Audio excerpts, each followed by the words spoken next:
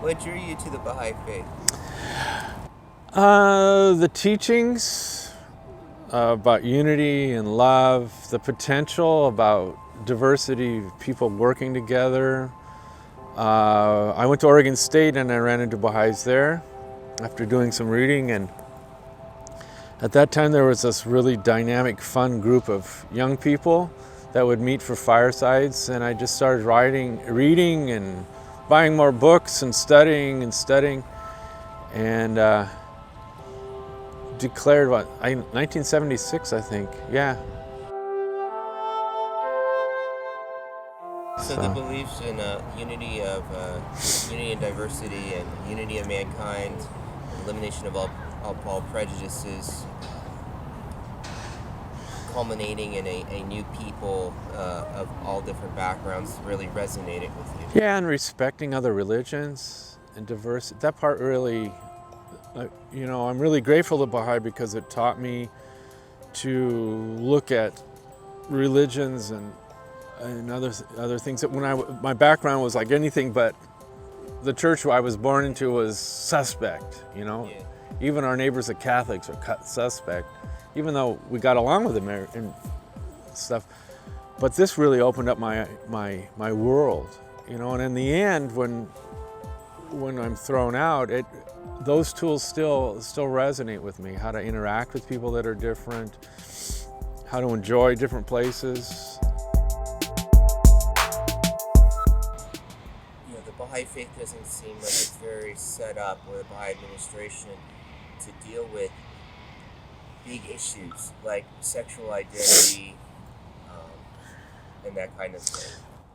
Well, no. And actually, the one time when I started realizing there was something wrong with me, I did approach, I'm following the protocol we're taught to do. You go talk to an auxiliary board member or a board member, and the board member just told me, if you just get married and have kids, it's all going to go away. And later on, when we were working with the Gay Baha'i Fellowship, we were invited to go to Bosch, and there was that group with diseases and sexuality and stuff there.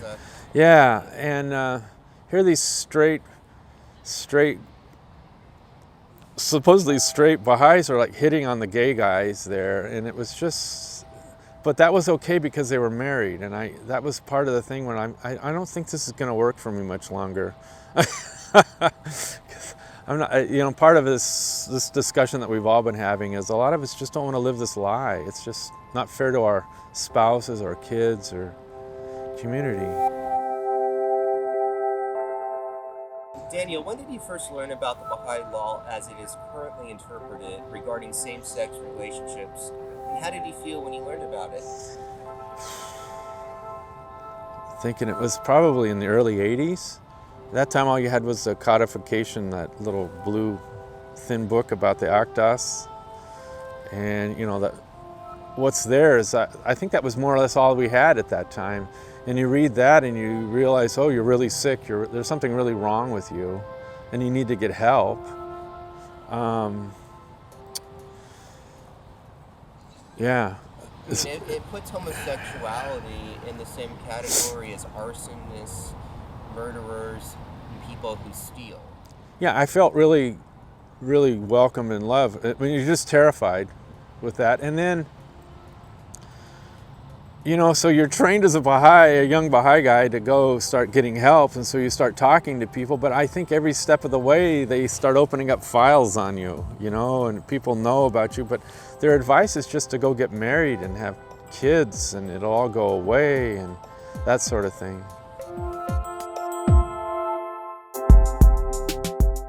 Somehow, a group of us, this is way before, there was like chat groups, AOL chat groups, but I came out to a very famous scholar in Michigan who connected me to a gay Baha'i psychologist, and we started talking, and we formed this group that eventually wrote that letter.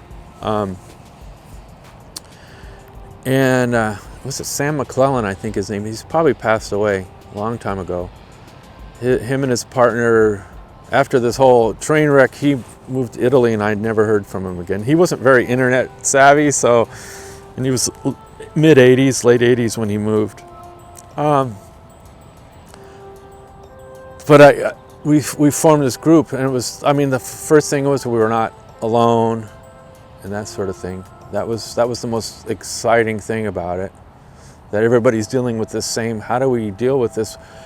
At the same time, we're watching our friends in other religions and other churches and stuff, and watching how those churches and religious community are handling the gay people. And it was the same bell curve of you're out or you're in or we love you, And so we kept thinking, why can't we have nice things, What was the culmination of that meeting? Wasn't there some kind of letter or blueprint that you wanted to submit? Yeah, and you can Google that. It says Gay Baha'i Fellowship letter to the NSA with my last name on it, because the rest of the group was too shy about signing the letter, but we sent that letter in. We never really heard back from them.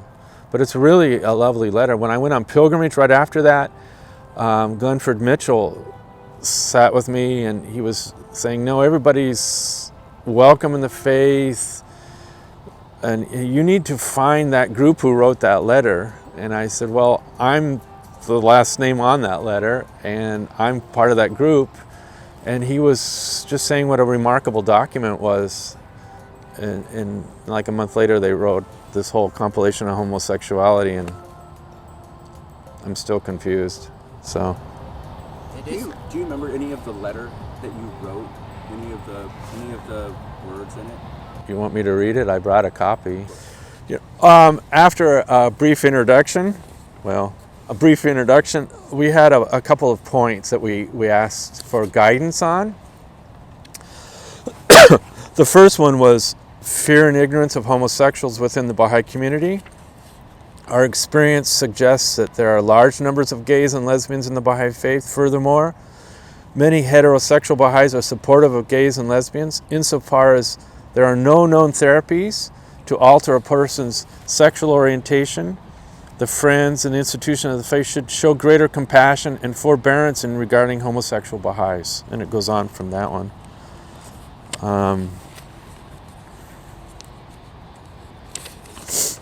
The second one was a moral double standard. Gay or lesbian Baha'is need support in their individual search for peace and truth to best live the life given to him or her by the Creator in a society filled with so much prejudice and hatred. The issue of private behavior is a most sacred and personal issue between the individual and God, and we request Baha'i institutions and communities to resist the temptation to judge us so harshly. Inasmuch as no one truly knows the life, the feelings, the needs, the tests of one another. Our own experience is that often the perceived sinner was subject to backbiting, intolerance, and unkindness by Baha'is who righteously believed these acts were in the best interest of preserving the image of the faith. And we were often rained upon. The third one was we asked for a committee on homosexuality. We recommended that a committee consisting of professional, sensitive, learned, and well-respected gay, male, lesbian, heterosexual Baha'is should be established to develop a positive course of action.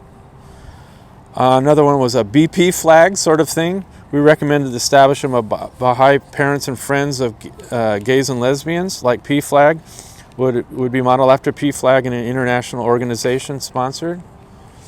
We offered a speakers bureau so that LGBTQ people could be called upon to talk to Baha'i communities. And there was a clear statement whether gays and lesbians are welcome in the Baha'i Faith. That was the sixth one. We wanted to know if we were really welcome in it. I'm not really feeling really welcome in it. We recommend that the auxiliary board members and their assistants should be provided appropriate up-to-date materials, resources, and background on the subject. The eighth one was we request the National Assembly to instruct individual local spiritual assemblies to discontinue encouraging marriage as a cure for homosexuality. This recommendation, carried out by well-intentioned Baha'is, has produced disastrous and painful consequences for spouses and children and families, and we seek and pray for an open attitude towards the discussion of effects of HIV in the American Baha'i community. And 9, it appears that there's 9 points here. We were willing to come to Wilmette and consult with the National Spiritual Center about these recommendations. And so we never heard back. Were you told to cease and desist? After there was a compilation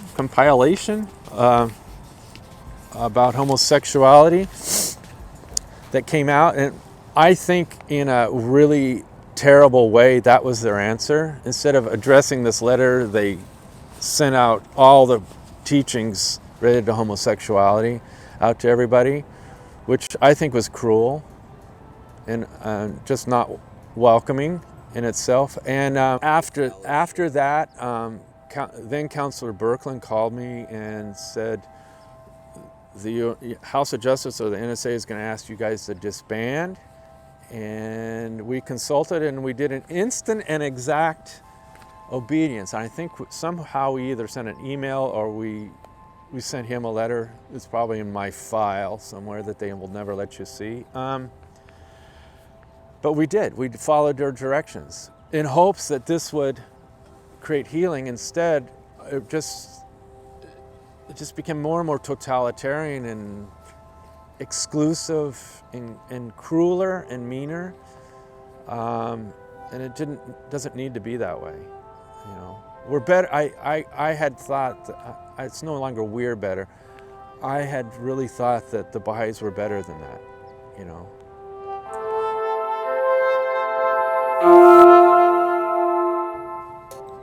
After we disbarred, I promised Birkeland and my local people, I actually left the faith. And then 9/11 happened, and I felt so spiritually marooned, I asked to be reinstated. When I was reinstated, they called me from Wilmette, and some lady, all she asked was, are you willing to the best of your ability to follow the Baha'i laws? And I said, as far as I possibly can, I will try. And they reinstated me. Okay, that is exactly what happened. The letter that they wrote when they disbarred me, it just says something incredibly different. I was reinstated and I promised everybody I wasn't going to be active. I was just going to remain under a rock. And I was just working and doing my research at the university here. And then there was a huge movement actually across the park at the convention, at the community center. There was 2 elderly lesbian Methodists that decided to get married in the church. This is actually around domestic partnership, which is pre-gay marriage thing. And that crazy group from Kansas, who are they? The ones with the horrible posters and stuff? Something. Warren Jeffries? Yeah, that one, whoever they are. So they were planning so 3,000 of us made a circle of love around it. And the year after that, they had a year after anniversary, and it was on domestic partnership. And 90 Methodist ministers jeopardized their position in the church and came and blessed those 2 ladies. And then after the ceremony, they began asking gay couples if you'd like to be blessed and domesticated. As my husband and I, we were domesticated. So we signed the papers, and 90 Methodist ministers held their hands over us and blessed us. Okay, that was really when I'm starting to get more and more frustrated with the Baha'is, because why can't we have people of power protecting us and loving us and including us? Their teachings are no different at all, but they continue to welcome people in. Marriage came. I'm still not active. I haven't gone to feast. The only thing I do was sending my money into the fund. Marriage came and we got married, and my son made a YouTube video. Again, I haven't been to feast. I haven't talked to my LSA or anything. And being happy and joyful, I posted that video online, and suddenly they removed my rights. They haven't seen me. I haven't gone to the convention or the Baha'i Scholars Group or anything for 5-6 years.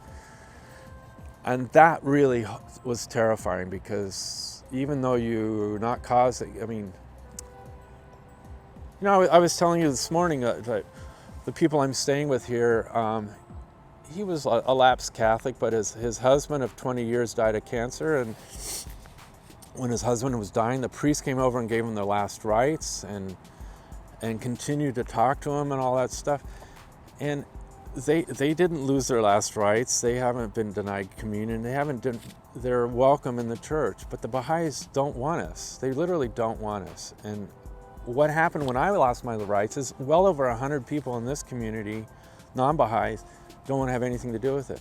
My family, the part that didn't like the Baha'is was happy, of course, but my son doesn't want to have anything to do with it. When he was at Berkeley and grad school at Duke, he would run into Baha'is and he would berate them for their homophobia. So whenever you do this to gay people, the domino effect of this is so bad. I don't understand why they continue to do this. So most of us have gone on. So you know. For a long time, I was really angry at God, and I'm still not sure I believe in it anymore.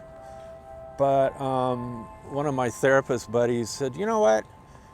There's a way to deal with this anger issue you got about the Baha'is and the homophobia in your family and stuff. And he encouraged me to go sit with a Buddhist Sangha here in town. And last night I was with them. It's almost like my 12-step program for anger issues.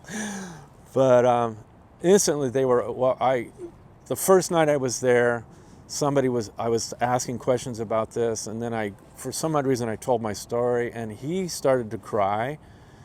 And he was talking about him and his wife had been in Kathmandu, the same places I had visited the month before, and he started to cry, and he just touched me and said, "You're always going to be welcome here." You know, just basic civility that the Baha'is just don't have. It's just mind-boggling why this religion can't get its act together on this, and why it doesn't want to. That's the whole thing. I hope that your research with this discussion is why doesn't it want to? Okay, that's the part that just makes me shake my head. I have no idea what it is. My parents' church, the Presbyterians and the Methodists, they are publishing and putting stuff on their web, and this is like a tiny little redneck town in Southern Oregon. They're publishing welcoming messages to everyone. They want people to come home, you know? And where's the Baha'is?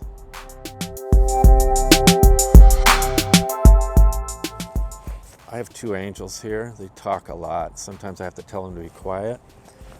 This one is hoping, actually this one, he's kind of negative.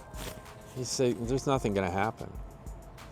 But this one is saying, you know what, at a certain point, the youth and at least a few other gay and lesbian people, we can save them. And also we can save gay and lesbian people.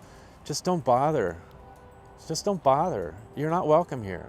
And it's going to make you crazy unless you want to like live a celibate life and be bitter and angry and crazy. Or you could find another religious community that loves you, that tolerates you. But I would hope, the bigger hope, is that some of the leadership would really start to listen. But they've had since what, 92 when we wrote this? They're not interested in listening. They actually have become more entrenched in their views. It's unfortunate. The other thing is, I hope this is, I mean, culturally, you and I have talked about this, culturally, this is really coming from a North American Western viewpoint. And I hope that other youth or young people, gay and lesbian people in other contexts in the world would begin to do something else, because I think that's also what needs to be done, is some sort of international dialogue for the Baha'is on this, you know. Because we're capable of much better. When it works, but right now they're not showing the world that this religion works. I mean, this is a classic example. They can't deal with this problem, and so they shuffle it under the rug when other religious communities are dealing with it, with the same teachings. So there are a lot of LGBTQ people of capacity, professors, scholars, lawyers, doctors, like myself. We're not stupid, we're not crazy, we're deeply hurt, and we'd love to sit down and talk to you. But I would say the first thing you need to do is open up your conventions and let people talk. You know, that we are invisible and not allowed to talk. Stop this censorship on the internet about gay people talking on different talking groups. It's just weird that whenever the gay thing comes up, those things are just taken off. And just to stop and talk and feel and love people, for God's sake. Otherwise, this is you're telling people that this isn't true. You know, if you can't solve this problem, maybe there's something wrong with the religion. And I don't feel that about Baha'u'llah. I don't feel that about Abdul-Wahab. But there's something seriously wrong with this community. It's not working. And the House of Justice really needs to let this issue be talked about openly, like every other. Look, we're one of the gayest, friendliest churches is right over there in this community. And dozens of other places here are dealing with this with the same rules, but they're not throwing people out. They're not excluding people. But that's what you've done. And that's what people, the Baha'is, want. They're either silent or they allow this to happen. They're not fighting back. And they need to do something about it. But the House of Justice, I love you, but I'm not feeling the leadership on this.